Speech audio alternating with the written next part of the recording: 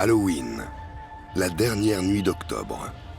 La fête de l'épouvante et du surnaturel.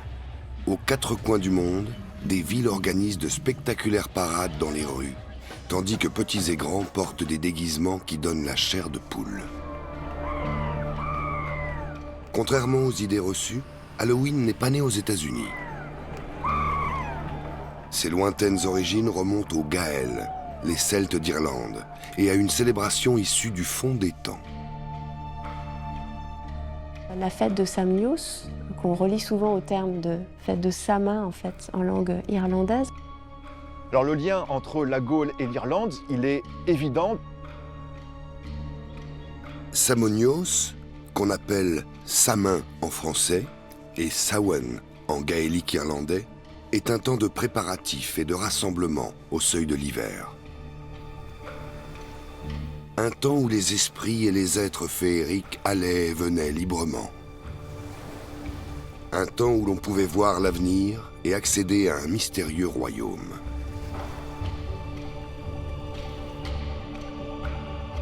Aujourd'hui, de toutes récentes découvertes vont peut-être enfin révéler les origines d'Halloween.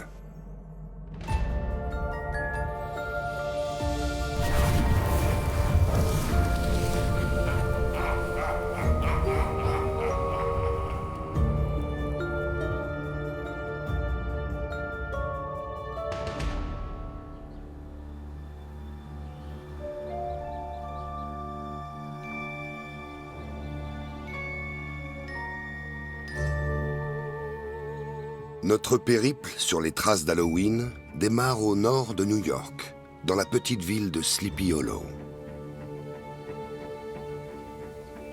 Halloween trouve ici un écho tout particulier, depuis la publication d'une histoire qui fait peur au début du XIXe siècle.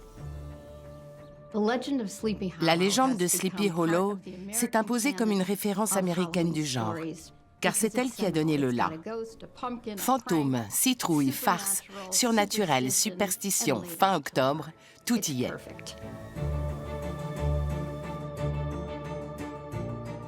D'après cette légende, un cavalier sans tête hanterait ce cimetière et les alentours. Une nuit, l'instituteur du village tombe nez à nez avec le revenant. Pris de panique, il tente de fuir en franchissant la rivière. Le cavalier lui jette alors sa tête pour l'arrêter. Tête qui se révèle être une citrouille. Et personne ne reverra jamais l'instituteur. Cela fait plus de 2 siècles que l'homme de lettres Washington Irving a écrit cette nouvelle. Et pourtant, aux États-Unis, elle demeure indissociable d'Halloween. Cinéma, télé, bande dessinée, reconstitution, parcours immersif, autant de secteurs qui ont perpétué son statut d'icône américaine. Tout le monde connaît cette histoire de fantôme et l'associe à Halloween.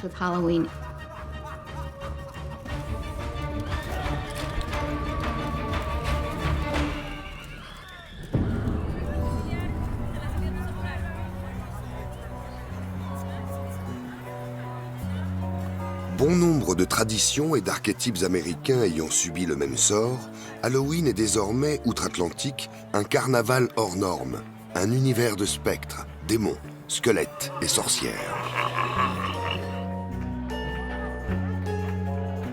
Halloween, aujourd'hui, c'est une masse de la société. Alors les croyants qui considèrent que c'est purement festif, que c'est quelque chose d'anglo-saxon, et puis d'autres qui considèrent que ça fait partie d'une grande déculturation américaine et que finalement ça n'a rien à voir avec l'Europe.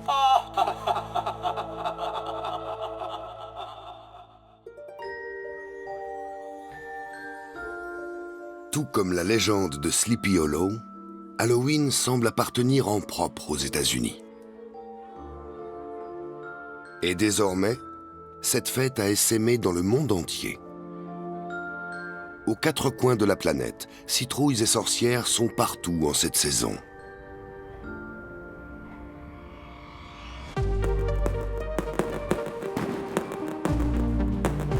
Mais en Irlande, il souffle un vent de celtitude sur Halloween. Tous les ans, dans l'est du pays, la ville de Trim accueille le festival de Puka, une célébration haute en couleurs.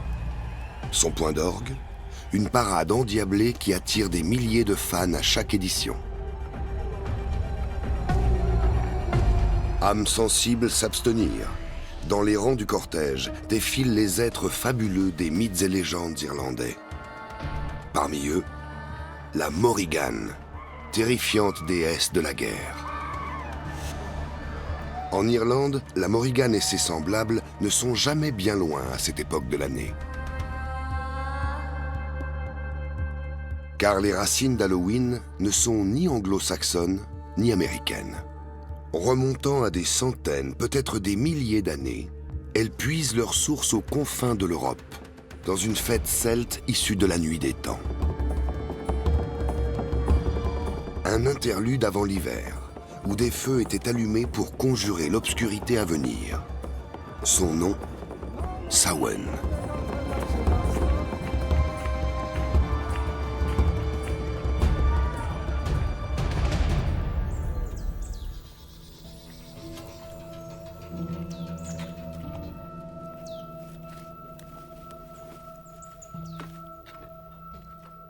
Pour les Irlandais d'autrefois, l'année était divisée en 4, au rythme des saisons et des cycles agricoles. Ils organisaient de grandes festivités entre les solstices et les équinoxes. Des foires saisonnières, les Eneki, ponctuaient le passage d'une période agricole et climatique à l'autre, en un mouvement perpétuel. Imbolc, Bealtaine, Lunasa et Samhain constituaient les temps forts de ce cycle agraire.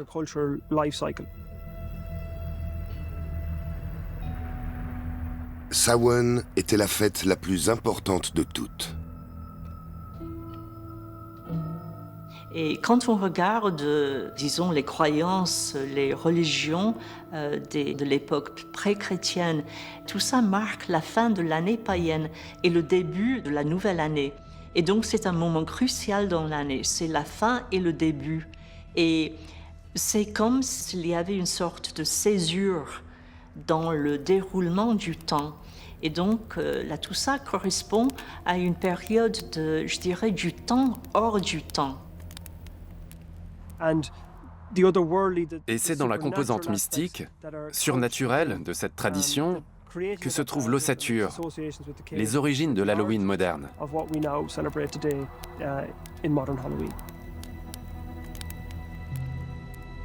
Samhain et Halloween sont également des périodes de franchissement des frontières. Frontières temporelles, frontières saisonnières, mais également frontières mystiques, passage d'un monde à l'autre.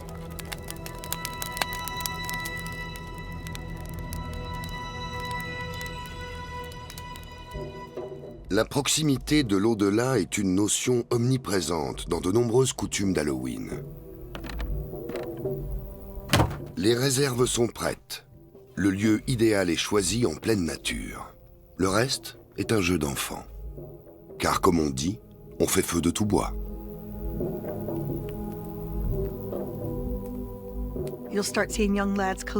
Les gens ramassent de quoi alimenter le feu de joie dès les prémices de l'automne. C'est une activité qui annonce les festivités. Tout le monde s'y met. Le feu de joie est peut-être ce qui nous renvoie le plus à nos instincts archaïques. Et en Irlande, il fait partie intégrante d'Halloween. Les flammes étaient une source de chaleur et de réconfort, mais pas uniquement. Elles offraient aussi un moyen de protection. À Halloween, le feu joue un rôle primordial. Repousser l'obscurité et les êtres qui la peuplent. Certaines théories interprètent même cette clarté dans les ténèbres comme une invocation au soleil. En somme, le feu chasse la noirceur ou les forces invisibles qui tentent de nous envahir à cette période. On retrouve ici les attributs du feu qui réunit la communauté, qui fait régner la lumière, qui forme un rempart contre les esprits malveillants qui tentent de s'approcher.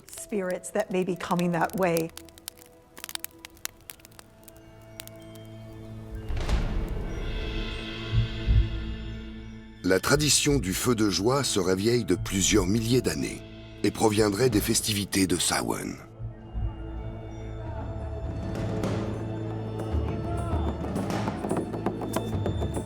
À 50 km de Dublin, la colline de Ward est le cadre d'un rassemblement païen des temps modernes. Cette célébration d'Halloween nous livre une clé pour retracer les origines de Samhain.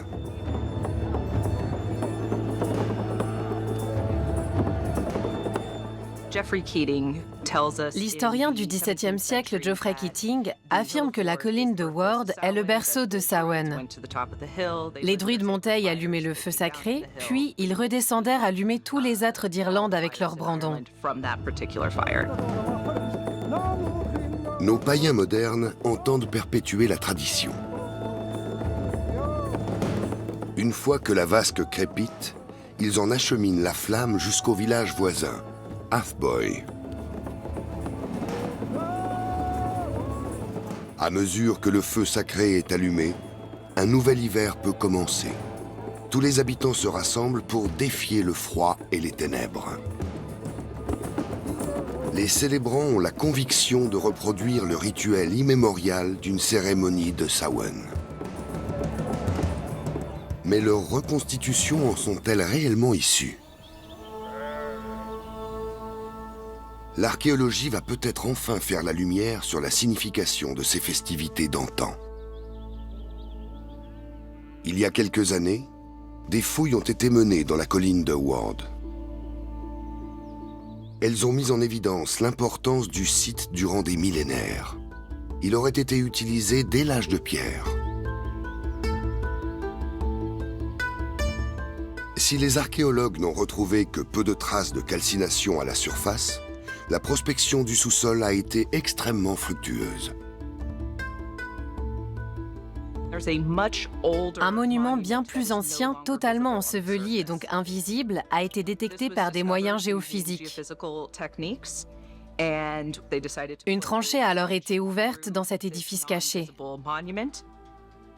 Et l'excavation a mis au jour des traces d'activités cérémonielles sur place.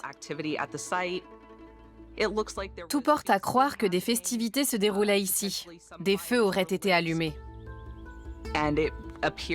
Puis le site, comblé lors d'une cérémonie, a été abandonné. Il pourrait être lié à Samhain, notamment le monument le plus ancien.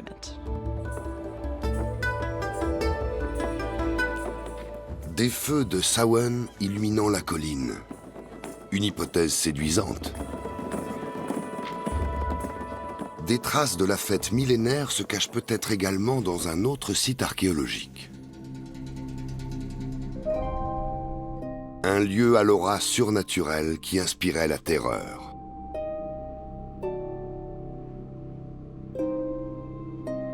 Le fort de Navan se situe en Ulster, la province du Nord. Les premiers hommes ont occupé cet endroit quelques 3000 ans avant notre ère, et leur présence s'est prolongée des millénaires durant.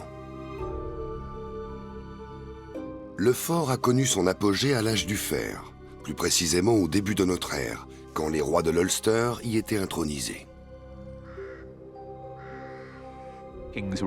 Les rois étaient considérés comme des figures mythiques, jouant le rôle d'intermédiaire auprès du royaume spirituel, l'autre monde. Cette enceinte est très insolite, car elle comporte un fossé intérieur et un talus extérieur. Tout l'inverse de ce qu'on s'attendrait à trouver dans un fort défensif sur une colline. On peut en conclure que les bâtisseurs du lieu ne cherchaient pas à prévenir une invasion, mais à empêcher les forces libérées en son sein de déferler sur le monde extérieur. L'archéologue Patrick Gleeson a consacré de nombreuses années à l'étude du site. À ce jour, on a exploré 200 à 300 hectares par la géophysique. Cette forme de prospection non invasive cartographie les éléments enfouis dont il n'existe aucune trace à la surface. Quand vous regardez l'enceinte du fort de Navan, dites-vous que c'est la partie émergée de l'iceberg. La géophysique a percé un incroyable secret.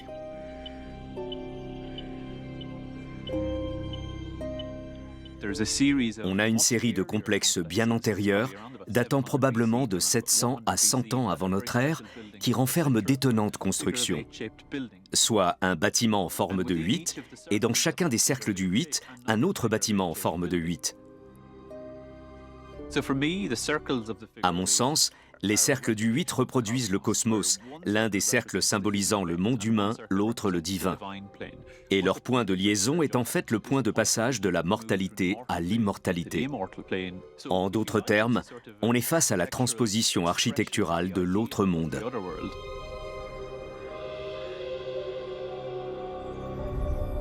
Le monticule du monument recèle une autre clé. Jadis, une structure immense se dressait ici. Avec ses 40 mètres de diamètre, elle pouvait accueillir bien du monde. Néanmoins, d'après les spécialistes, sa fonction première n'était pas l'habitat, mais la pratique rituelle. Derrière la palissade, toute une série de pieux formait des cercles concentriques. L'autre particularité de cette structure, la plus vaste de toute la préhistoire irlandaise, c'est de n'avoir apparemment jamais été utilisée. Apparemment, sitôt construite, sitôt détruite. Elle a été comblée par un cairn de pierre calcaire avant d'être réduite en cendres. Au fil du temps, le cairn s'est retrouvé enseveli sous le monticule qui a subsisté. La structure a été obturée au moyen de blocs de calcaire blanc et brûlée lors d'un rituel. Autant d'éléments qui font pencher pour une porte vers l'autre monde.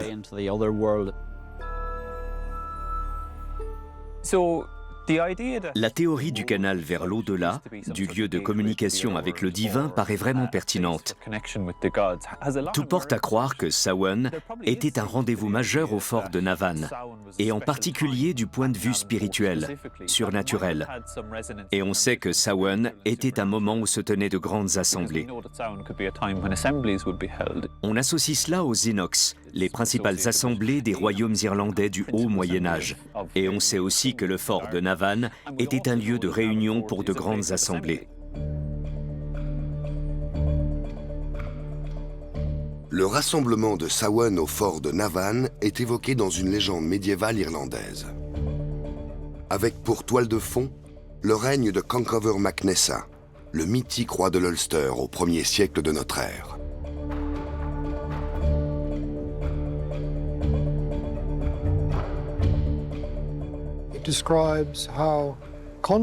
La légende raconte que le roi Conchobar a de nouveau tenu une grande assemblée le soir de Samhain, afin d'afficher l'étendue de sa puissance et de sa richesse. Il a réuni tous les habitants de l'Ulster à cette occasion. Et ceux qui manquaient à l'appel risquaient très gros.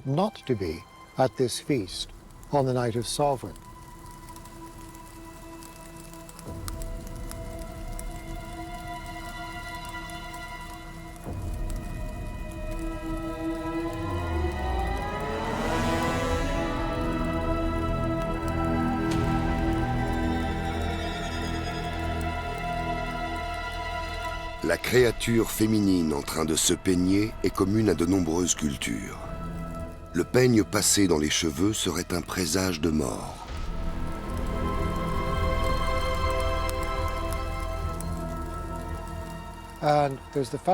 Écoutez ce passage révélateur. Quiconque n'était pas présent, sa raison l'abandonnerait. Et le lendemain, ses rites funéraires seraient accomplis.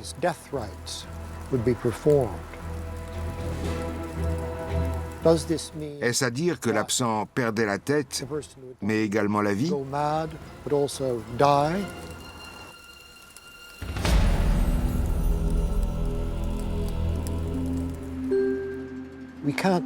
Impossible de le savoir. En revanche, on sait que Samhain était la nuit de tous les dangers surnaturels.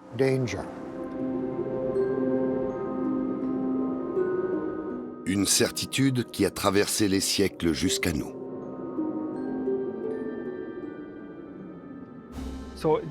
On se rend compte, en fait, que ces usages ont perduré.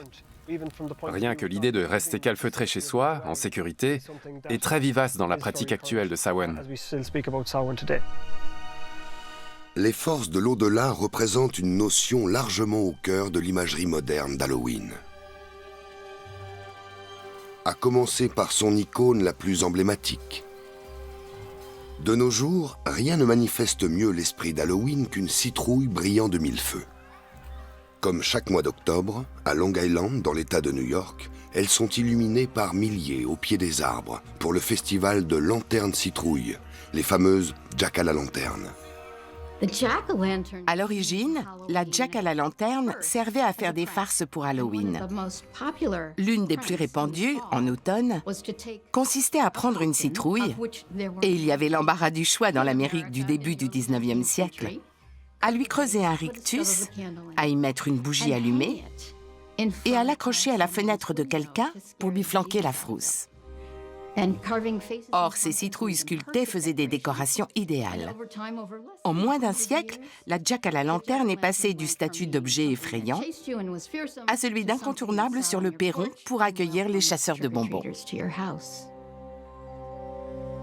Précision d'importance, la Jack-à-la-lanterne n'est pas née aux États-Unis. Le mont Mangerton surplombe fièrement le parc national de Killarney, dans le sud-ouest de l'Irlande. Ce mont est surtout connu pour le lac somptueux blotti à son sommet, le Devil's Punch Bowl. Le bol de punch du diable apparaît dans l'une des légendes les plus populaires d'Irlande. Et c'est elle qui nous dévoile d'où la Jack-à-la-lanterne tire son nom.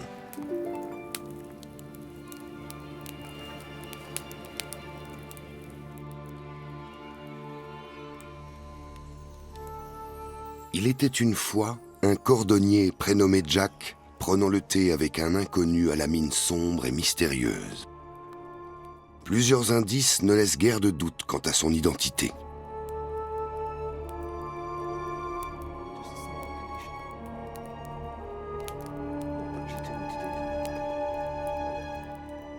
Le diable propose alors un marché à Jack.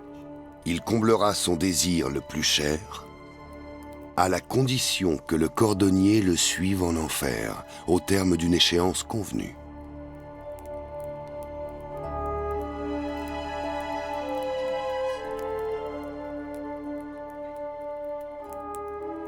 Jack accepte, mais il ajoute une ultime condition. Le diable devra lui exaucer un vœu sans savoir lequel.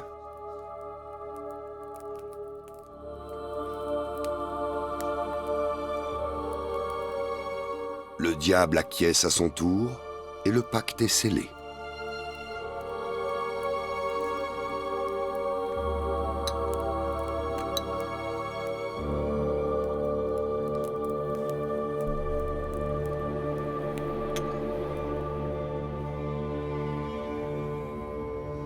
Une fois le temps imparti écoulé, le diable revient sur Terre par le lac du Mangerton, le bien nommé bol de punch du diable.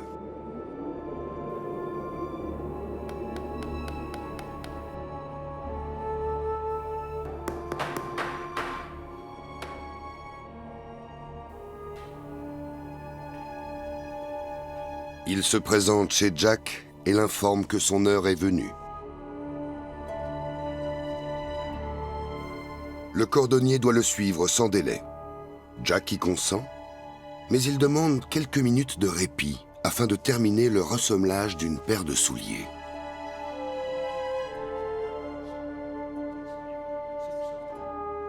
Il invite le diable à patienter dans son confortable fauteuil. Sitôt le malin installé, le vœu secret se réalise.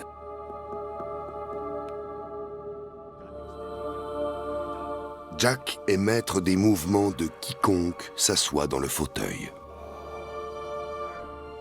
Ce rusé renard a réussi à piéger le diable. Aux grands dents de celui-ci, on s'en doute. Au bout d'un moment, Jack le libère et le laisse repartir en enfer.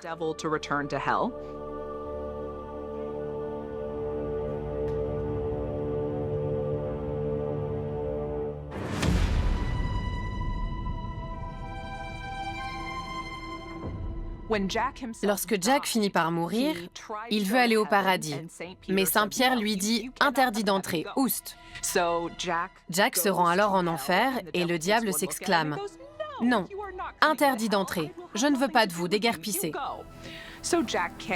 Chassé du paradis et de l'enfer, Jack est condamné à errer à jamais dans les plaines éternelles, en s'éclairant d'un navet qui renfermait un charbon rougeoyant. Les villageois se sont alors mis à allumer des Jack à la lanterne pour le désorienter, pour lui faire croire qu'il voyait son propre reflet dans l'obscurité et l'éloigner ainsi de leur logis. On a les feux follets, dits Will à la torche, et les Jack à la lanterne. Quel parallélisme fascinant entre ces figures quasi surnaturelles, prisonnières à la croisée de notre monde et de l'au-delà à cette époque de l'année.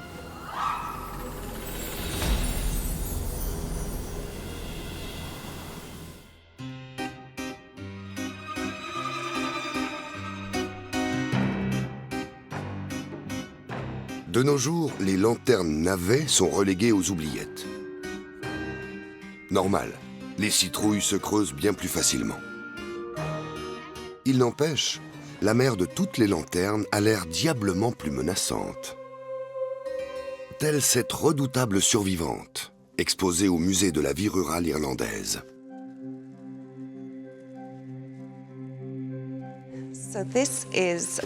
Voici notre lanterne navet, qui est particulièrement effrayante. En 1943, une institutrice du Donegal, Rose Brennan, l'a envoyée à la Commission du folklore national. Elle a expliqué que c'était exactement le style de lanterne qui était confectionné dans le comté durant toute son enfance. 40 ans plus tôt. Ce n'est pas un vrai navet, mais un moulage en plâtre de l'original. En définitive, l'essentiel, ce n'est pas le type de légumes évidé pour réaliser ces lanternes. Ce qui compte, c'est la connexion avec le surnaturel.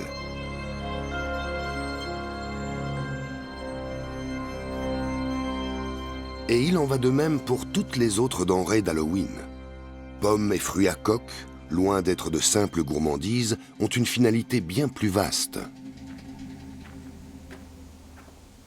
Regina Sexton est spécialiste du folklore et des traditions alimentaires en Irlande.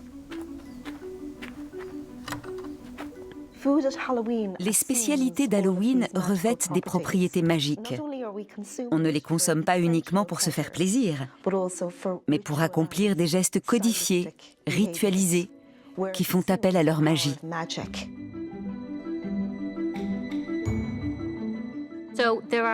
Plusieurs traditions reposent sur des méthodes de divination, sur des pratiques magiques à Halloween. La pomme possède bien sûr toute une symbolique. Les jeux avec des pommes étaient des moments conviviaux entre amis à la veillée d'Halloween. On imagine aisément les cris de joie et les éclats de rire fusés autour de la table. L'un des jeux consistait à peler une pomme en s'efforçant de ne faire qu'une seule et même épluchure.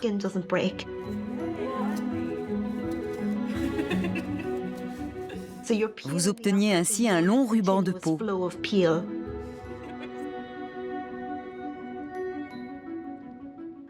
Vous le lanciez par-dessus votre épaule, puis vous regardiez la forme qu'il avait prise à terre. C'était peut-être celle d'une lettre de l'alphabet. Et cette lettre serait l'initiale du prénom de votre futur mari, ou soupirant. La pomme intervient dans bien d'autres rituels d'Halloween.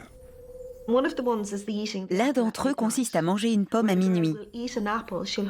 Une jeune fille tient une pomme dans la main droite et croque dedans. Parfois aussi, elle se coiffe tout en regardant son reflet. C'est donc elle, mais aussi un autre elle-même dans le miroir. Les surfaces réfléchissantes, dotées de puissants pouvoirs, sont souvent utilisées en magie. Quand vous vous regardez dans un miroir, vous convoquez des forces invisibles par son intermédiaire. Et à mesure qu'elle reproduit ces gestes très codifiés, comme regarder son reflet, manger la pomme, son futur promis apparaît par-dessus son épaule. Bien entendu, pas dans le monde physique, mais dans le miroir. Même si de nombreux rituels alimentaires se sont éteints, il en reste au moins un qui fait de la résistance dans les assiettes irlandaises à Halloween. Il y avait aussi un gâteau qu'on préparait spécialement. C'était un gâteau de fruits. Il y avait beaucoup de fruits, enfin assez denses, quoi. Mais ce qui était intéressant, c'est qu'il y avait des petits objets dedans. Et l'objet, dans votre tranche, en quelque sorte, ça donnait déjà une idée du genre de vie que vous alliez vivre. Et par exemple, il y avait une alliance, un anneau. Et la personne qui trouvait cette alliance, cet anneau dans sa tranche, cela voulait dire qu'il allait se marier dans l'année. Parmi les objets qu'on ne cache plus dedans, il y a le morceau de chiffon, symbole d'indigence pour la personne qui tombait dessus. Le dé à coudre représentait le métier de tailleur ou de couturière. Le bouton, l'éternel célibat. N'oublions pas le haricot, annonciateur d'une vie de richesse et de félicité, à l'inverse du petit pois. Il y avait aussi, enfin j'imagine que maintenant ça n'existe plus parce que c'est politiquement incorrect, il y avait un petit bâton. Et cela voulait dire que la personne qui trouvait le bâton dans sa tranche, cela voulait dire que si c'était un homme ou un garçon, qu'il allait passer sa vie à frapper sa femme. C'était une constatation en quelque sorte que la vie est faite de douleur, de violence, de tragédie, et pas seulement d'alliances en or.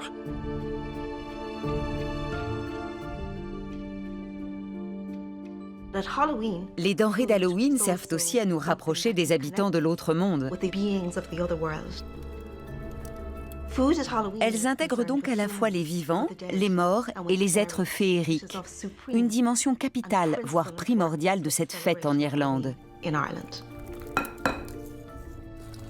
Le colcanon apparaît sur les tables d'Halloween dès le milieu du XVIIIe siècle, voire plus tôt.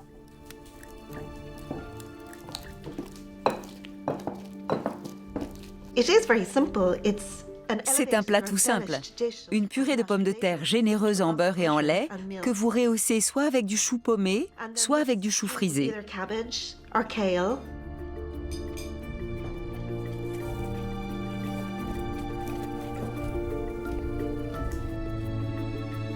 La croyance voulait que les habitants de l'autre monde aillent et viennent librement à Halloween.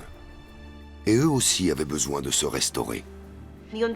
Les êtres féeriques étaient censés se déplacer cette nuit-là de leur résidence d'été à leur résidence d'hiver. On tentait donc de les amadouer, de leur offrir à manger pour qu'ils ne voyagent pas le ventre vide. On voulait à la fois s'attirer leur faveur et veiller sur leur santé.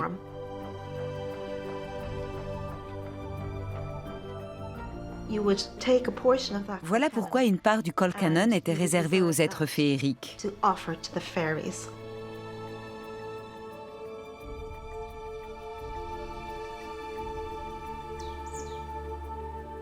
D'aucuns croient d'ailleurs qu'ils habitent toujours la campagne irlandaise. Dans la tradition, ils possèdent plusieurs noms. Le bon peuple, Nashi-Oga, Nashi. De façon traditionnelle, à la campagne en Irlande, et jusqu'à nos jours, il y a des endroits où les gens disent que là, il y a un portail, une entrée vers l'autre monde. L'au-delà, l'autre monde, était un royaume spirituel gouverné par les Tuatha Dé Danann, le peuple mythique de l'Irlande, les êtres féeriques. Les Tuatha Dé Danann étaient la tribu de la déesse Dana. Un célèbre récit médiéval, le Livre des conquêtes de l'Irlande, relate qu'ils ont dû se replier dans les collines à l'arrivée des Gaëls, les ancêtres des Irlandais actuels. Les êtres féeriques n'ont rien à voir avec les petites fées qui volaient au jardin. Ils s'apparentent plutôt aux elfes décrits par Tolkien dans Le Seigneur des Anneaux. Ce sont des personnages à l'allure majestueuse, des immortels dotés d'immenses pouvoirs magiques.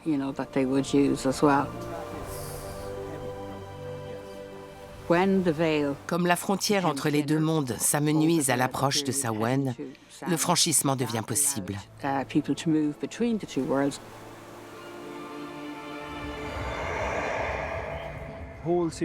Une horde d'êtres malfaisants joue un rôle dans cette transition.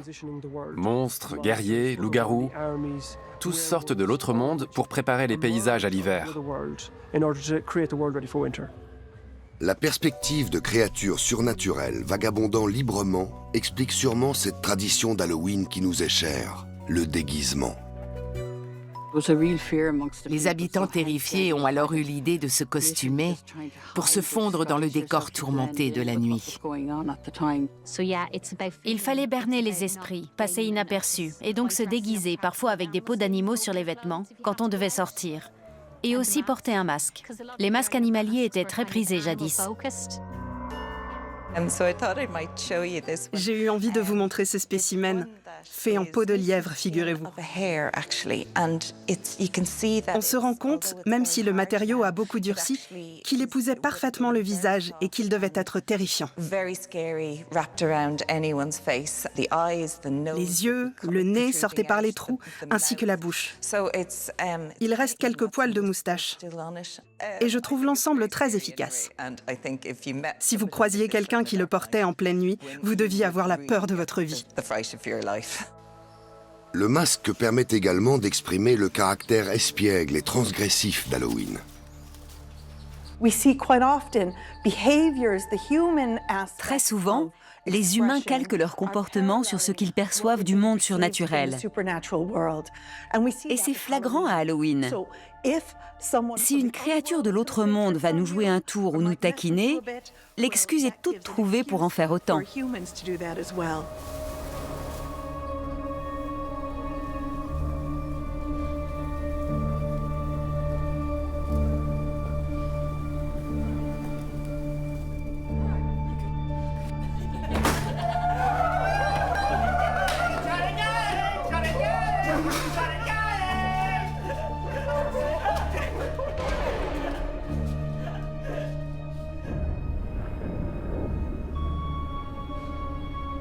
Nous commençons à y voir plus clair dans les origines des éléments d'Halloween qui sont particulièrement appréciés. Lanterne citrouille, feu de joie, gourmandise, déguisement et farce. Tous semblent liés à l'autre monde et à la célébration de Samhain, venue du fond des âges. Justement, quel est l'âge de Samhain ? Là encore, l'archéologie nous livre des éléments de réponse.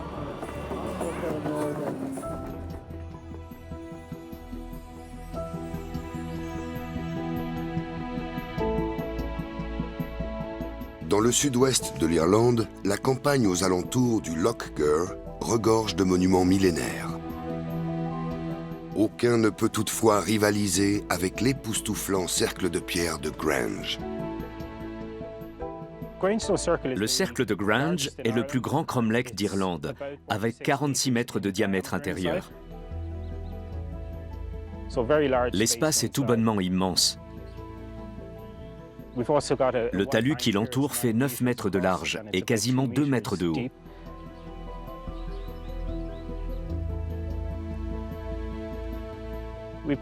L'entrée par ce couloir de pierre n'existe nulle part ailleurs. Les blocs qui constituent le cercle sont énormes. Les plus imposants atteignent 40 tonnes, ce qui est rarissime pour un cromlech. De nombreux cercles de pierre sont en alignement avec le soleil ou la lune à des moments particuliers de l'année. L'entrée de Grange serait alignée avec le lever du soleil au solstice d'été. Mais le photographe Ken Williams n'en est pas franchement convaincu. Des passionnés se réunissent au solstice d'été. Et oui, le soleil se retrouve dans l'axe, mais une bonne heure après s'être levé. Alors il y a peut-être une autre façon de considérer cette entrée.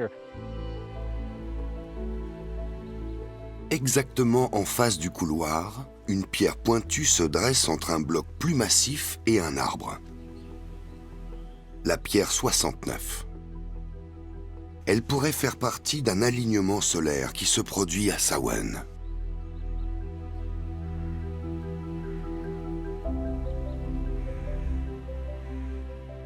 Pour moi, c'est elle, le point focal. Dès qu'on entre, elle nous fait face. J'en ai déduit que si un phénomène se produisait à cette période de l'année, ce serait là. Et j'ai commencé à guetter le coucher de soleil en novembre. Depuis le couloir, quand on regarde la pierre 69 droit devant, on aperçoit un petit bout d'horizon, un simple fragment qui permet malgré tout de se repérer. À mesure que le soleil décline, on peut suivre sa course jusqu'à ce qu'il disparaisse à l'horizon, en arrière-plan de la pierre 69. Cet alignement à Samhain revêt une importance capitale, car le cercle de Grange fait partie des plus anciens d'Irlande. Les hommes de l'âge du bronze l'ont érigé il y a 4000 ans.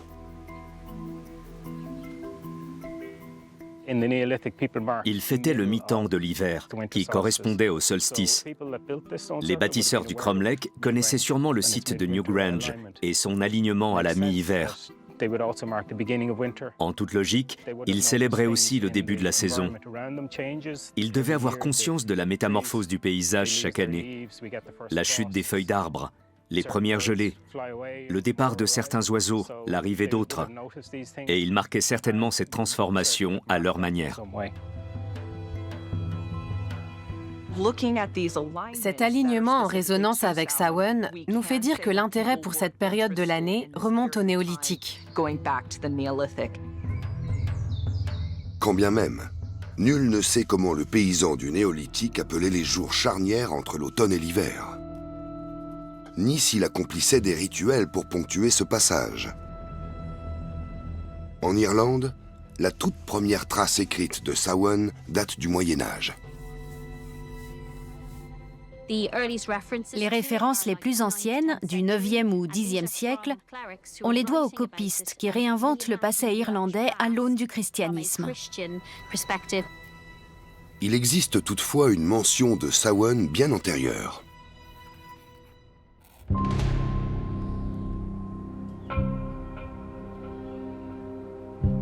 Elle se trouve non pas en Irlande, mais en France.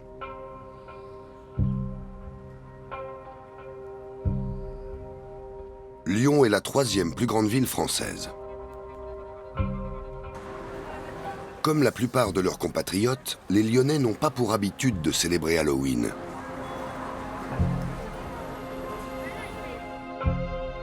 Ils savent néanmoins que c'est un moment particulier de l'année, un moment pour fleurir les tombes et se souvenir des défunts. Jadis, la croyance en la mort était quelque chose d'extrêmement présent. La mort irradiait complètement la culture, le folklore, les légendes. La mort était un aspect très très important de la mentalité. Alors à la Toussaint, on allait sur les tombes. Et là, il y avait une prière extrêmement longue sur les tombes. L'invention des fleurs, les fleurs mises sur les tombes, c'est une invention du 19e siècle. Et aujourd'hui, les fleurs restent quelque chose de très important, quelque chose de symbolique. En Irlande, la Toussaint passe pour une christianisation d'Halloween. En France, pas du tout. Halloween, en France, n'a aucune dimension religieuse. Qu'au niveau du calendrier, la Toussaint et Halloween tombent à peu près au même moment. Mais même un enfant de 10 ans sait faire la différence entre les deux.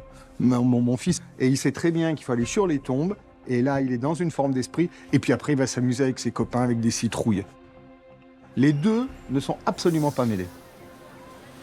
En France, la fête d'Halloween est considérée comme une importation du monde anglo-saxon.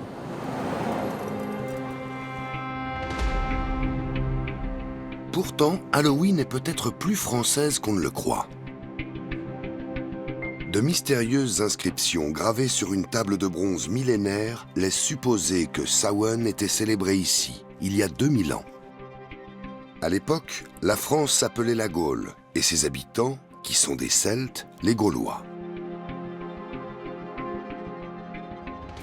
En 52 avant notre ère, les Romains ont conquis la Gaule. 9 ans plus tard, ils ont fondé ici même une colonie, Lugdunum, un nom qui dénote les rapports privilégiés des Gaulois avec les Irlandais d'alors. On voit, notamment à partir de la toponymie, que les Celtes tissaient des liens étroits entre eux. En l'occurrence, les Celtes d'Irlande avec ceux d'Europe continentale.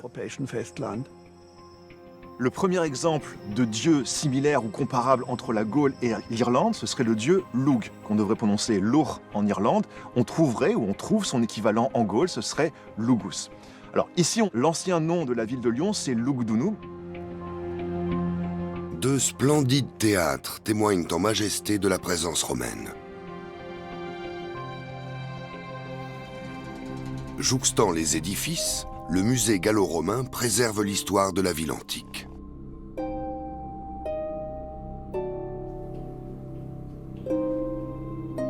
Parmi ses plus précieux trésors figure le célèbre calendrier de Coligny. Le calendrier de Coligny, en fait, c'est un calendrier assez exceptionnel. Il a été retrouvé à la fin du 19e siècle dans l'Ain, le département de l'Ain, à proximité de la ville de Bourg-en-Bresse. C'est un calendrier qui est composé de plusieurs centaines en fait, de fragments en bronze. Il fait à peu près une taille de 90 cm de haut et 1,50 m de large. Il est exceptionnel parce qu'il comporte en fait une inscription en langue gauloise, mais inscrite en fait en écriture latine. C'est un calendrier qui a été daté du 1er siècle de notre ère, d'abord pour la graphie latine, mais aussi parce qu'il a été associé lors de sa découverte à une statue du dieu Mars qui est plutôt datable de cette période. En ce qui concerne la division exacte de l'année à partir de ce calendrier, des zones d'ombre demeurent. Par contre, on sait avec certitude que l'un des mois, appelé Samoni, était l'homologue en langue gauloise de Samhain. Ce qui est particulier pour la fête de Samnios, qu'on relie souvent au terme de fête de Samhain en fait, en langue irlandaise, en lien avec le folklore irlandais, qui se déroule en fait le 1er novembre, donc au moment finalement de la Toussaint, c'est qu'il serait en fait le symbole de la fin de l'été, voilà, dans la tradition gauloise, et du début de l'hiver. Le calendrier de Coligny nous livre une autre indication, l'inscription Trinox Samoni, qui signifie peu ou prou les 3 nuits de l'équivalent gaulois de Samhain. C'est d'autant plus fascinant que cela correspond à l'expression Trena Samhain, les 3 de Samhain, présente dans des sources médiévales irlandaises.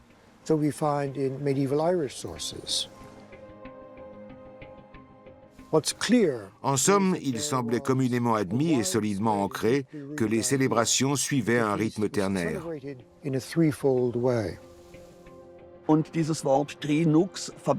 Comme Trinox renvoie à l'équivalent irlandais de 3 nuits, il est parfaitement plausible que des festivités se déroulaient en 3 temps, comme l'atteste d'ailleurs un récit médiéval irlandais.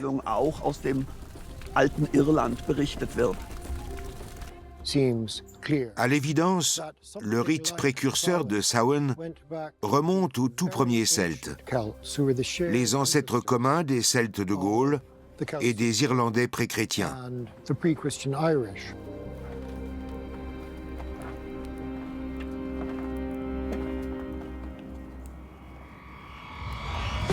Si cette interprétation du calendrier est juste, alors les origines d'Halloween repoussent les limites de l'espace et du temps. Samonios était fêté en Gaule et probablement dans d'autres contrées d'Europe continentale.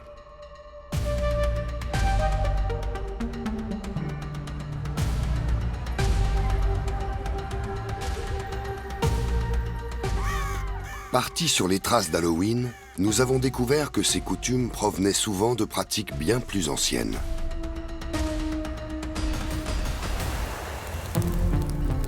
Elles semblent ancrées dans les célébrations de Samhain, qui qui se déroulait en Irlande, mais également dans le reste de l'Europe. Mais certaines questions piquent encore notre curiosité. Comment Samhain a-t-il donné naissance à Halloween? Et comment cette fête a-t-elle traversé l'Atlantique?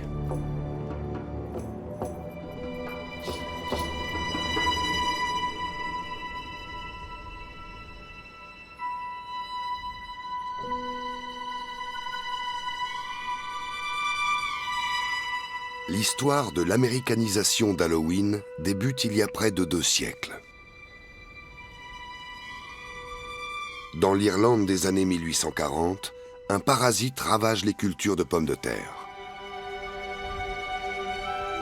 La famine qu'il provoque tue 1 million d'habitants et en contraint le double à émigrer, transformant le paysage en champ de ruines désertes. Les candidats au départ embarquent essentiellement pour les États-Unis.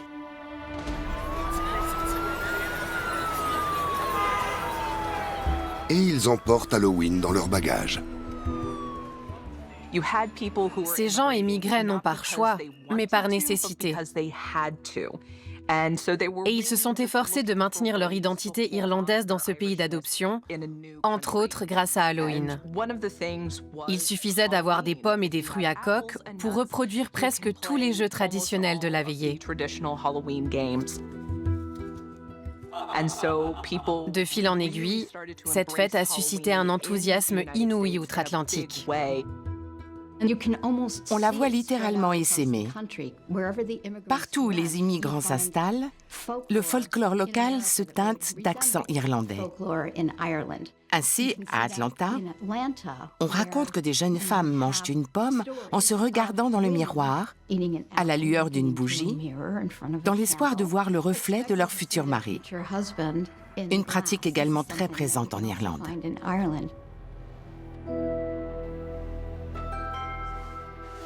Toujours à Atlanta, mon jeu irlandais préféré consiste à peler une pomme en un long ruban et à le jeter par-dessus l'épaule pour qu'il forme l'initiale du futur conjoint.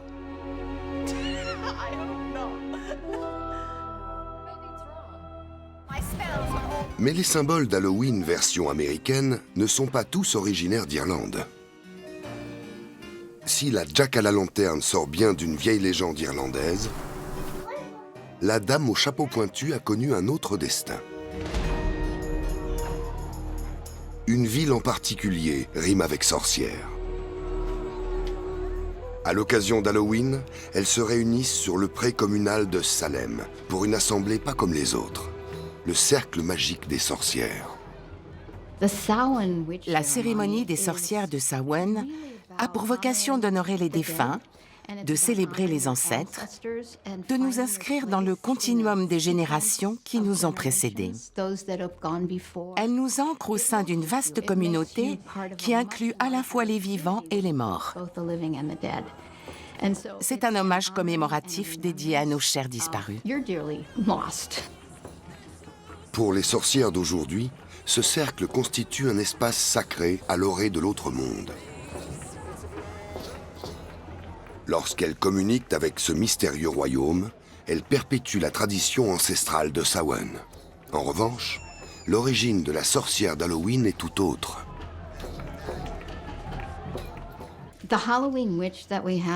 Notre sorcière d'Halloween est issue des procès pour sorcellerie en Écosse. Dès le début du XVIe siècle, des poèmes lui sont consacrés et depuis, elle figure dans la littérature, le folklore, toute l'imagerie apparue à la fin du XIXe. Ça fait très longtemps qu'elle est parmi nous. Salem est associée aux sorcières car elle a été le théâtre de l'un des plus tragiques épisodes d'hystérie collective de tout le pays. 20 personnes ont été exécutées pour sorcellerie, crime dont elles ont toutes été innocentées par la suite. Il n'y avait pas de sorcières à Salem en 1692, mais la ville tire sa renommée de là. Dans les années 1980, elle a organisé son premier festival d'Halloween. Il durait une journée contre un mois aujourd'hui, avec plus d'1 million de participants. Jadis pourtant, la sorcière n'était pas présente dans les rituels de Samhain. L'Irlande n'a pas connu de chasse aux sorcières ni de procès pour sorcellerie. L'image de la sorcière chevauchant son balai ou sacrifiant des bébés ne nous est pas familière. Samhain se déroulait pourtant bel et bien en présence de praticiens de la magie. Des officiants millénaires qu'on retrouve à la fois en Irlande et en Gaule. C'est vrai que les druides, on les connaît, on sait qu'ils existaient en Irlande, ils sont attestés par la littérature irlandaise du Haut Moyen-Âge, et en parallèle, on les retrouve en Gaule, mentionnés par Jules César dans sa guerre des Gaules. Donc on sait qu'il y avait des druides à la fois en Gaule et en Irlande. Deux auteurs, César et Posidonius, s'accordent à dire que les druides étaient des personnages centraux de la société gauloise. Chefs religieux, ils procédaient au sacrifice et à la divination, l'interprétation de la volonté des dieux. Ce sont fort probablement des druides gaulois qui, au 1er siècle de notre ère, ont produit le calendrier de Coligny, le plus ancien témoignage connu de l'existence de Samhain. De même, des druides ont certainement présidé aux célébrations de Samhain en Irlande, ainsi qu'à la construction d'une vaste structure cérémonielle. On imagine presque les druides découvrir cette tourbière et se frotter les mains de joie devant ce paysage gorgé d'eau qui était à leurs yeux un site sacré. Les milieux humides jouaient un rôle primordial en matière de rituels. Il y a plus de 2000 ans, les hommes ont construit un chemin dans les Midlands, en plein cœur de l'île. Les planches de Corley constituent le chemin le plus large et le plus lourd de l'âge de fer mis au jour en Europe. La voie s'étend sur 2 kilomètres à travers la tourbière de Kina, dans le comté de Longford. Elle est principalement faite en chêne, l'un des arbres les plus sacrés des Celtes et indissociables des druides. Corley ressemble à s'y méprendre à d'autres chemins en bois exhumés des tourbières d'Europe continentale.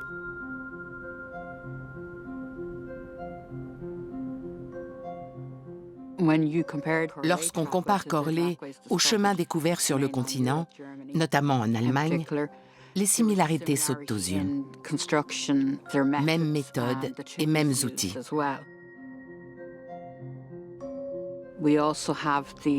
N'oublions pas non plus la présence d'un animal totem qui serait un sanglier, copie conforme ou presque de celui retrouvé sur un chantier de fouilles en Allemagne.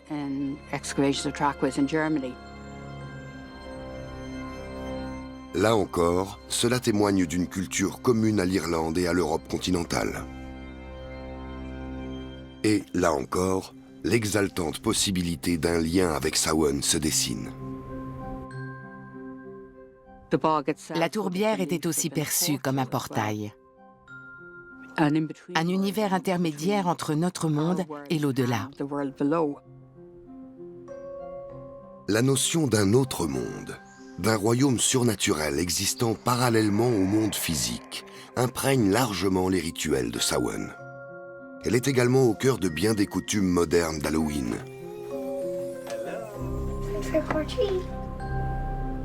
En quoi cet autre monde consiste-t-il exactement? Et pourquoi est-il intrinsèquement lié à Halloween? La question demeure. De précieux éléments de réponse se trouvent néanmoins sur un autre site sacré, à une trentaine de kilomètres au nord-ouest de la tourbière de Corley. Les tertres et les cercles que voici sont les vestiges de Rathcroan, la capitale historique de la province de l'Ouest, le Connacht. Cet ensemble de 240 sites archéologiques retrace 5500 ans de peuplement, d'activités rituelles ou funéraires en continu. Les pièces maîtresses en sont le tertre de Rathcroan et la grotte d'Owen Agat. Owen Agat, la grotte des chats, est associée à Samhain depuis bien des siècles. À une lointaine époque, un passage bordé de pierres a été construit afin d'y accéder plus facilement. L'existence même de ce passage souligne l'importance d'Owen Agathe dans la mythologie de Samhain. Rappelons que cette grotte si singulière figure dans maints récits et légendes qui la dépeignent comme un portail vers l'autre monde. À Samhain, la grotte des chats s'ouvre et la tradition raconte que la Morrigan en sort pour parcourir le monde des vivants. La Morrigan, Anne Morrigan, la grande reine ou reine fantôme, est une déesse polymorphe qui se métamorphose aussi en animal, surtout en corneille. On l'imagine sans peine sur les lieux d'un carnage ou sur un champ de bataille. Elle est la déesse de la guerre, mais aussi de la fertilité, voire du destin. Elle peut changer d'apparence en fonction de la personne qui la voit. Elle est souvent représentée très jeune, vibrante d'énergie. Déesse indomptable, elle occupe une place à part dans le panthéon irlandais. La Morrigan n'obéit qu'à ses propres règles.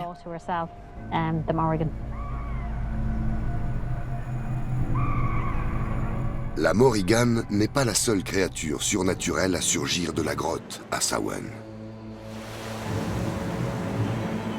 Dans une légende du Moyen-Âge, c'est une bande de guerriers qui vient s'emparer de Radcroan.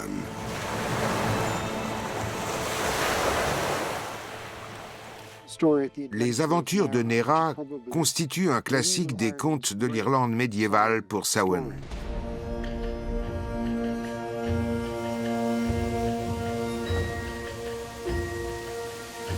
Écrit il y a 1000 ans, ce récit pourrait même être bien plus ancien.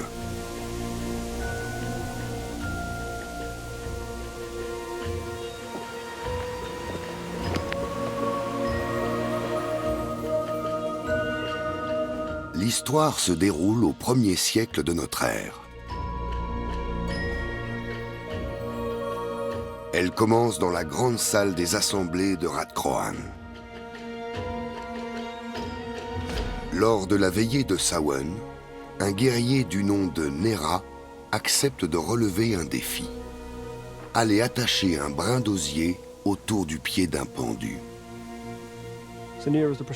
Nera, le protagoniste, sort de la salle, redoutant d'affronter les périls de Samhain, et se rend auprès du pendu.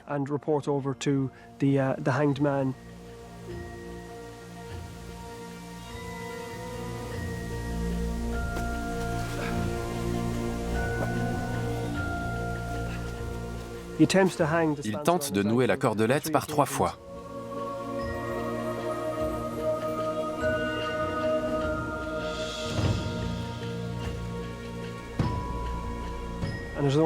À la 3e, le pendu revient à la vie et lui explique comment s'y prendre.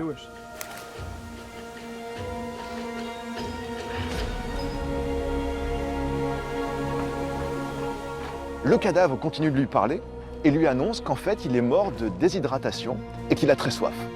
Il a donc besoin de boire.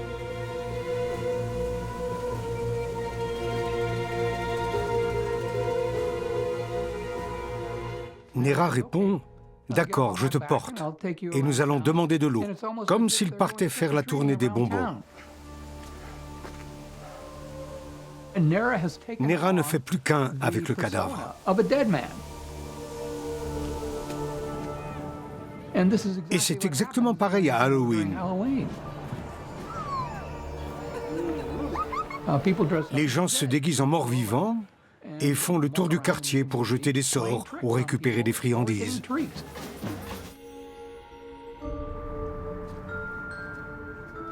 La chasse aux bonbons est sans conteste la pratique la plus délicieusement effrayante d'Halloween.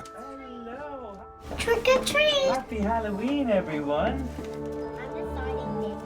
On a du mal à croire qu'une vieille histoire à glacer le sang ait inspiré cette coutume prisée de tous. Mais d'autres éléments des aventures de Nera sont arrivés jusqu'à nous. À force de marcher, le cadavre et celui qui le porte aperçoivent une maison plongée dans le sommeil.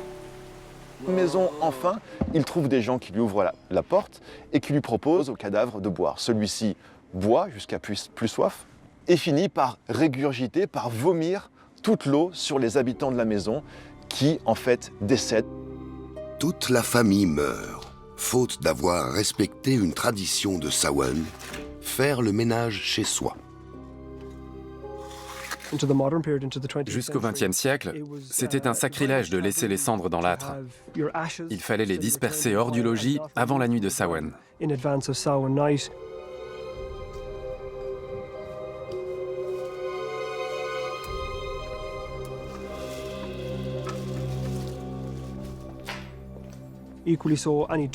De même, toutes les eaux sales, les eaux usées, devaient être évacuées et répandues dehors, avant ce moment sacré, cette transition d'une saison à l'autre, voire d'une année à l'autre dans le cycle pré-chrétien.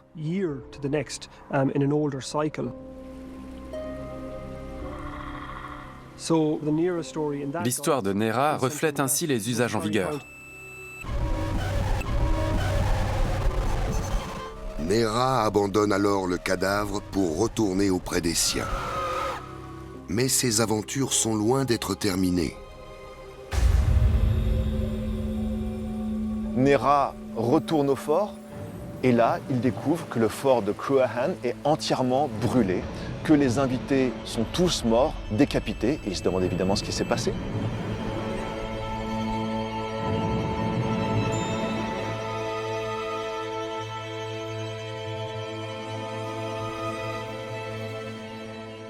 Il voit que l'armée, une armée, est en train de retourner dans l'autre monde par la grotte des chats. Il les suit.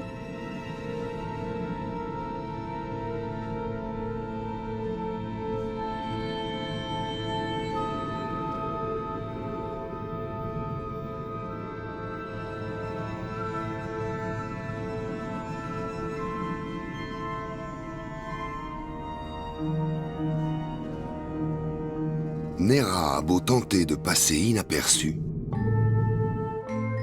les guerriers ne tardent pas à déceler sa présence. Une fois dans l'autre monde, alors qu'il croyait avoir suivi l'armée incognito, il est rapidement fait prisonnier par le roi, qui, magnanime, lui laisse la vie sauve.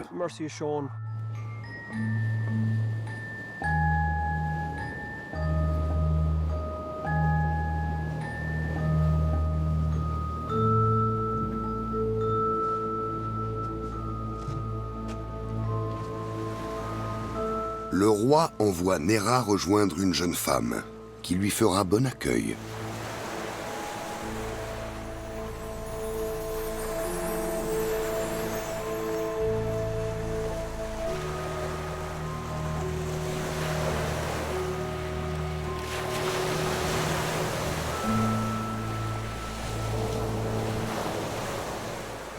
Le roi lui donne une épouse et une position sociale. Néra mène une vie comblée un certain temps.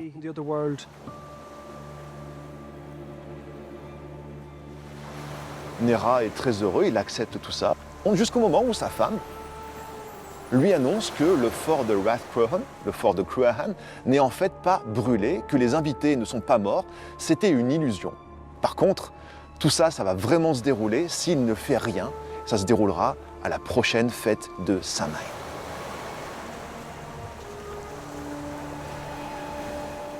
Il veut repartir pour prévenir les siens que l'armée du Shi compte les attaquer. Mais son épouse le met en garde. À son retour là-bas, le temps se sera arrêté. Il reviendra au moment exact de son départ.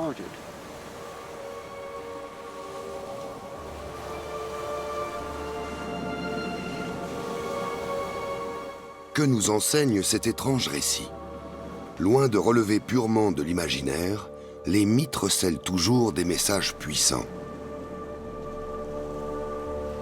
Les aventures de Néra pourraient renvoyer à une mystérieuse entité qui nous est commune à tous, l'inconscient.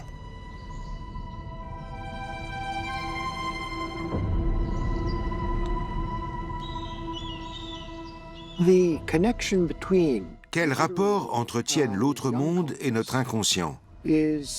Là-dessus, on est réduit à des hypothèses. Mais celles-ci ne sont pas échafaudées dans le vide, loin de là.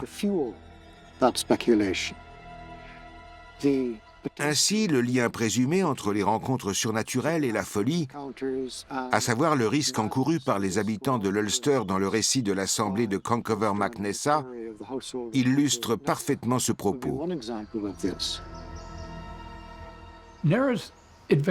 Les aventures de Nera m'évoquent la tradition des visions chamaniques.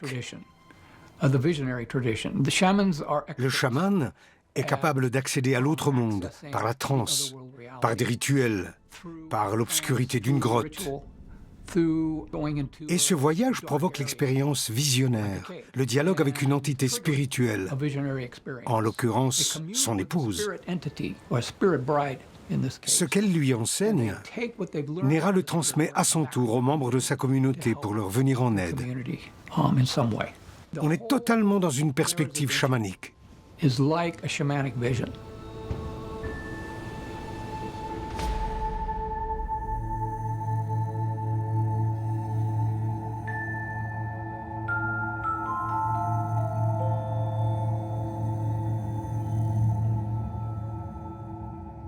Plus proche de nous dans le temps, le folklore d'Halloween fait lui aussi appel aux rêves et aux visions.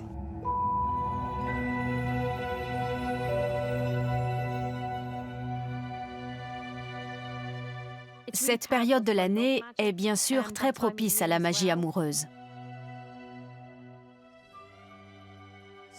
Les femmes lançaient des sortilèges. Elles ramassaient certaines plantes qu'elles mettaient sous leur oreiller pour rêver de celui qu'elles épouseraient.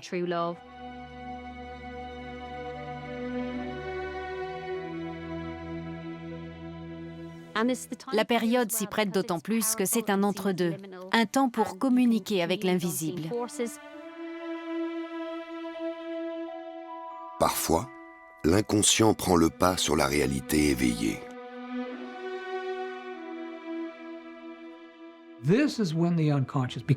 L'inconscient devient alors extrêmement actif et il envoie des images très vivaces. Vous êtes dans votre lit, vous sortez d'une phase de rêve, vous avez les yeux ouverts et pourtant, vous voyez des silhouettes dans votre chambre.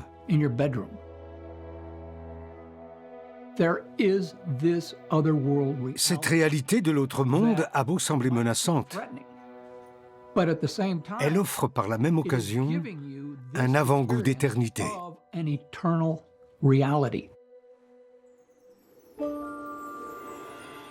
L'inconscient explique peut-être pourquoi nous ressentons la présence de l'autre monde à Samhain et à Halloween.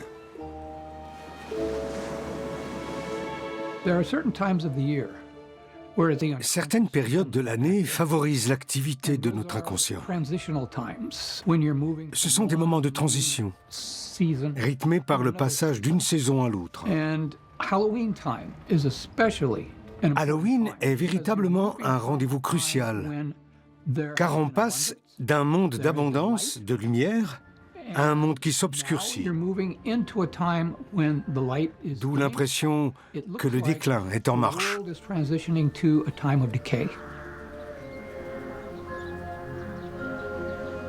Pour nos ancêtres, cette sensation de transition et de vulnérabilité était encore plus marquée. À l'heure des grands bouleversements, ils cherchaient à apaiser les puissances de l'autre monde.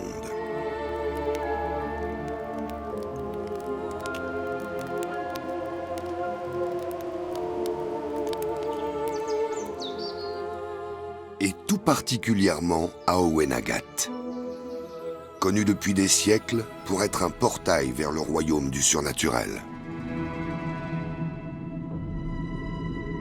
Une toute nouvelle découverte est peut-être en passe de lever une part du mystère.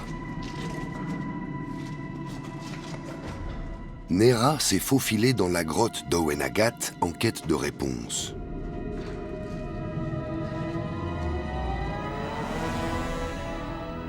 Et l'archéologue Daniel Curley est en train d'en faire autant. Cette grotte peu banale est en réalité une anomalie géologique, une fissure de calcaire dans la roche. Pour Daniel, la clé du mystère se niche dans l'entrée de la grotte.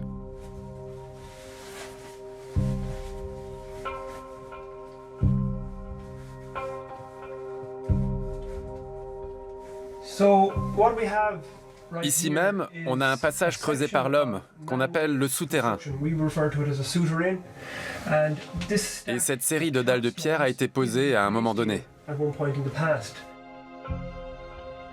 Déterminer l'époque de construction de cette structure relève du casse-tête. Mais Daniel a bon espoir d'en venir à bout, grâce à un rebondissement inattendu. On a accueilli une importante délégation de géologues sur le site. Et l'un de nos confrères français s'est arrêté sur ces coulées de calcite. Ce sont les dépôts minéraux d'une eau riche en calcium. Et eux pourront nous éclairer. On a donc prélevé un échantillon de calcite. Et ce morceau d'apparence très anodine, envoyé au laboratoire, nous révélera peut-être quand cette structure a été construite par l'homme, quand cette grotte est devenue particulièrement importante pour nos ancêtres.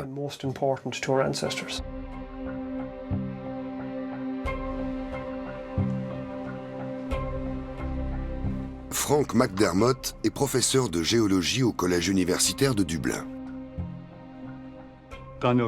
Daniel Curley m'a demandé si j'étais partant pour dater la calcite.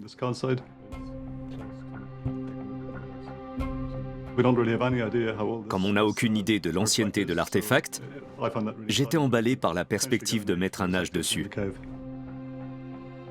Pour y parvenir, Frank mise sur une nouvelle méthode, la datation uranium-thorium. À l'origine, quand la calcite vient de se déposer, elle contient de l'uranium, mais pas de thorium. Si on parvient à mesurer la quantité de thorium accumulée avec le temps, on obtiendra une fourchette d'âge. Il y a peu encore, la datation de petits fragments de calcite aurait été mission impossible. Mais la technologie moderne fait des merveilles. L'université dispose d'instruments à la pointe de la technologie qui nous permettent d'analyser l'infiniment petit. Auparavant, on n'aurait jamais réussi à étudier les minuscules fragments prélevés sur ce site précieux. On introduit donc l'échantillon dans le spectromètre pour qu'il trie les isotopes d'uranium et de thorium. Le nombre respectif d'isotopes nous permet de calculer son âge.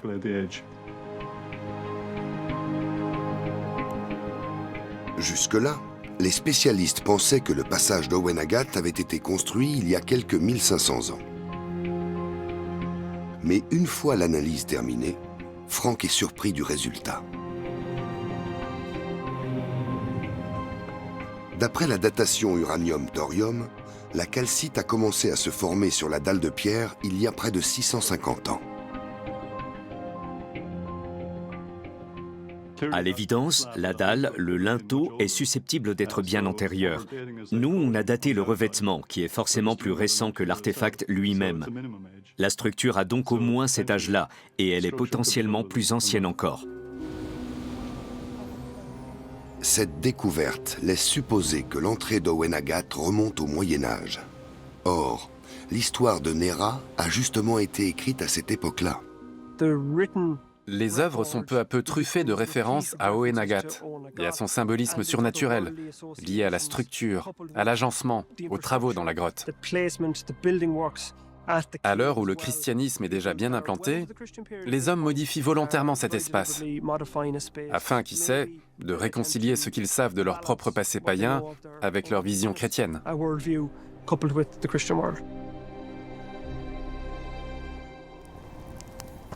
Ici, les hommes ont cherché à entrer en contact avec les forces de l'autre monde. Certains chercheurs y voient l'expression de l'âpreté de l'existence en ces temps reculés. Nos ancêtres étaient souvent confrontés à la pénurie de nourriture. Peut-être invoquaient-ils les puissances surnaturelles pour conjurer la famine.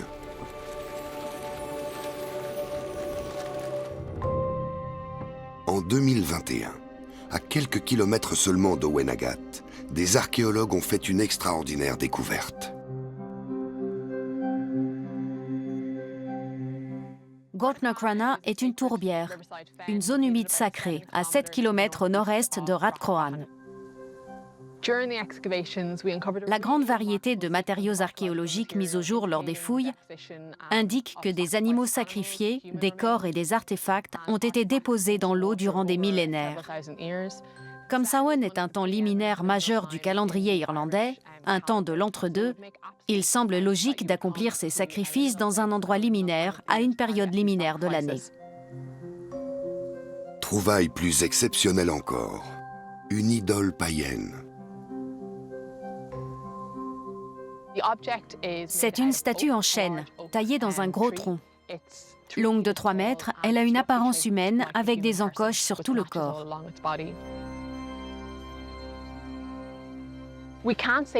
On n'a aucune certitude, mais elle représente très probablement une divinité, un ancêtre ou une figure surnaturelle, à laquelle des sacrifices étaient offerts.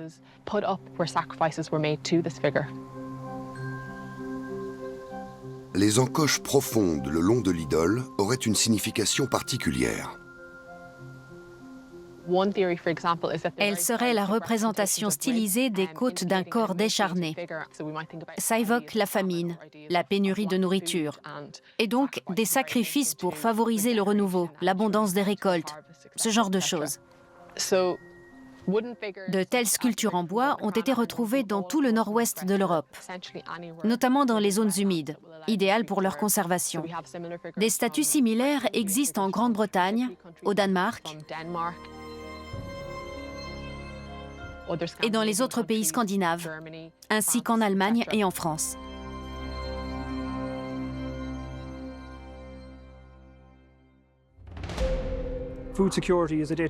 La sécurité alimentaire est un combat quotidien. Famine, maladie, épidémie, guerre. Ces maux de l'existence doivent être tenus à distance par des offrandes. Faute de connaissances scientifiques, il semble dépendre des interactions entre notre monde et l'au-delà, tous deux existant en parallèle. Les efforts que nos ancêtres déploient pour perpétuer ces lieux sacrés traduisent leur compréhension du monde et leur manière de l'habiter.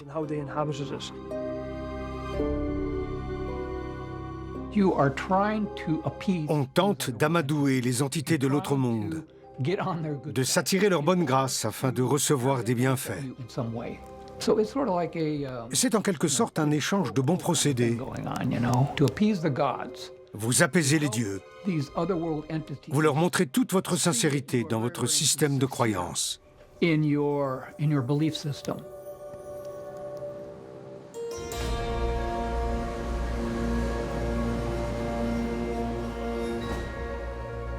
L'Irlande n'a pas l'apanage des lieux de passage vers l'autre monde. Il en existe aux 4 coins du globe. Sur la côte nord-ouest de l'Espagne se dressent les vestiges d'un village fortifié de l'âge du fer, Castro de Baronia, érigé au 1er siècle avant notre ère. Toute une communauté était établie ici. Hommes, femmes, vieillards, enfants. On estime à 200 ou 300, peut-être même 400, le nombre d'habitants du village. Ils vivaient essentiellement des ressources de la mer. Ils étaient pêcheurs, ramasseurs de coquillages, éleveurs. Mais leur existence ne se limitait pas aux contingences matérielles. L'eau, le feu, la lumière et surtout la pierre de Castro de Baronia symbolise aujourd'hui encore, dans la mythologie populaire galicienne, les portes de l'au-delà, qui font passer de la vie ici-bas à l'éternité.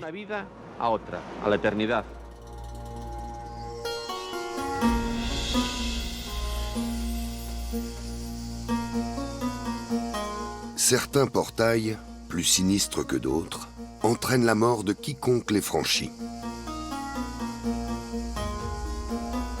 Telle la porte des enfers, à Hiérapolis, en Turquie. Fondée il y a plus de 2000 ans par les Grecs de l'Antiquité, cette cité, aujourd'hui en ruine, recèle un site sacré à nul autre pareil. Des auteurs de l'époque ont relaté le sacrifice d'animaux aussi imposants que des taureaux. Les bêtes conduites dans le sanctuaire mouraient aussitôt après. les oiseaux lâchés à l'entrée tombaient raides morts en plein vol. Mais la science moderne a enfin découvert ce qui les tuait. Hierapolis se situe dans une région sismique active. Sous la surface, une faille géologique libère du dioxyde de carbone depuis les profondeurs. De fortes concentrations de ce gaz volcanique s'échappent d'une grotte partiellement submergée. L'effet est meurtrier. Cette caverne est terriblement dangereuse. Si vous y allez, c'est au péril de votre vie. L'eau thermale vient des entrailles de la Terre. Et cette eau contient un gaz extrêmement toxique.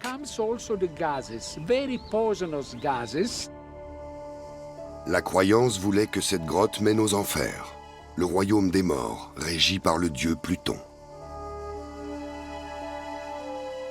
Les hommes de l'Antiquité n'avaient aucune notion de chimie. Ce gaz toxique, qui tuait autant les animaux que les humains, car chaque jour l'entrée de la grotte était jonchée d'oiseaux morts, eh bien pour eux, c'était un signe de la puissance du dieu des enfers, Pluton. Voilà pourquoi ils ont érigé ce sanctuaire. Ils ont donné à cette réalité dangereuse une dimension religieuse. Une dimension positive, car l'eau thermale possède également des vertus thérapeutiques.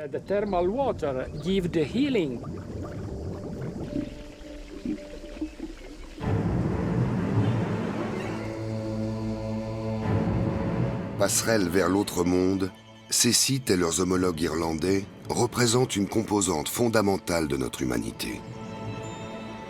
Le besoin irrépressible d'entrer en contact avec l'invisible, de trouver un sens à la vie, à la mort, au monde et à la place que nous y occupons. L'homme moderne se croit maître de l'univers.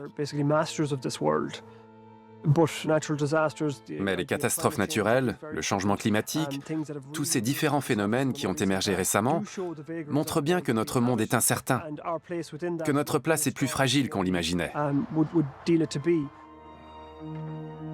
Les traces laissées par ces Celtes sont intrigantes et nous poussent à poser encore des questions essentielles sur notre place sur Terre et nos rapports avec les gens qui sont, qui étaient là avant nous. Et c'est en quelque sorte ça le poids essentiel, la raison d'être de cette fête de Samhain, de Halloween.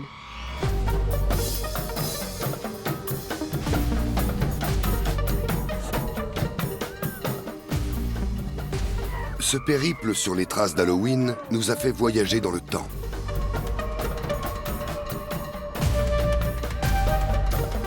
De l'exubérance des festivals de Puka ou de Derry, aux cercles, grottes et buttes polis par le temps, qui résonnent encore de l'écho millénaire de Samhain. Ces sentiers nous ont livré des clés pour déchiffrer ce que signifiait Halloween. Et nous avons découvert que la croyance en l'autre monde constituait bien souvent le socle de ces mythes et traditions. Samhain et Halloween sont également des périodes de franchissement des frontières. On passe du monde qui est notre monde à celui qu'on appelle le Shi dans la littérature irlandaise, l'autre monde, le monde des morts, le monde de l'au-delà. L'existence du calendrier de Coligny et de la grotte d'Owen Agat indique qu'au fil des siècles, l'homme a cherché des réponses pour arriver à survivre. Et nous en cherchons aujourd'hui encore. Cérémonie du feu, cercle de sorcières, défilé ou festival. Chacun de nous fête Halloween comme ça l'enchante.